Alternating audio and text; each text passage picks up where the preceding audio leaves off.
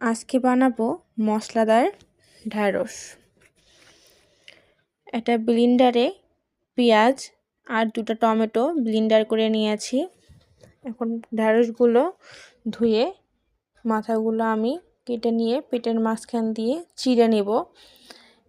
দেখেন কিভাবে আমি কেটে নিচ্ছি, আপনারা দেখে নেন।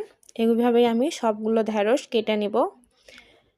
লবণ, হলুদ, মরিচের গুঁড়া, জিরার গুঁড়া, ধনিয়ার গুঁড়া আর বেসন দেব। এগুলো আমি মিক্সড করে নেব।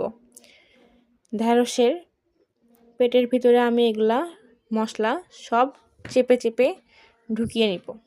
এইভাবে আমি সবগুলো ঢ্যাঁড়সের পেটের ভিতরে আমি ঠেসে ঠেসে কিন্তু মশলাটা ঢুকে নিচ্ছি। এগুলো এখন আমি ছোট ছোট করে কেটে নিব। আপনারা চাইলে বড়ও রাখতে পারেন। কড়াইতে সামান্য পরিমাণে তেল দিয়ে নিব। দিয়ে আমি ঢ্যাঁড়সগুলা ভেজে নেব। এদিকে খেয়াল রাখতে হবে যেন ঢ্যাঁড়সগুলো আমার পুড়ে না যায়। দেখেন আমার ঢ্যাঁড়সগুলো কিন্তু হালকাভাবে ভেজে নেওয়া হয়ে গেছে। ওই কড়াইতে আবারও আমি তেল দিয়ে নিব।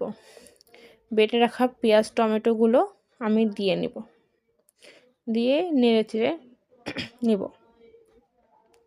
এর ভিতরে একটু হলুদ, মরিচের গুঁড়ো দিয়ে নিব। শুরুতেই আমি ঢ্যাঁড়সের গায়ে কিন্তু লবণ দিয়ে নিয়েছি, সেই জন্য লবণটা আমি পরে চেক করে দিয়ে নিব। মশলাটা কষিয়ে আসলে এর ভিতরে একটু গরম মশলা আমি দিয়ে নিব। দিয়ে আমি আবার নেড়ে চেড়ে নিব। ভেজে রাখা ঢ্যাঁড়সগুলো আমি মশলার ভেতরে দিয়ে নেব।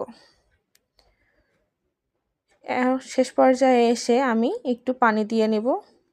আপনারা এটা শুকনো রাখতে পারেন বা একটু ঝোলও রাখতে পারেন। শেষ পর্যায়ে আমি লবণটা চেক করে লবণ দিয়ে নিয়েছি। এই মশলাদার ঢ্যাঁড়সটি খেতে কিন্তু অনেক ভালো লাগে। ঢ্যাঁড়সের বাহিরেও মশলা এবং পেটের ভেতরেও মশলা।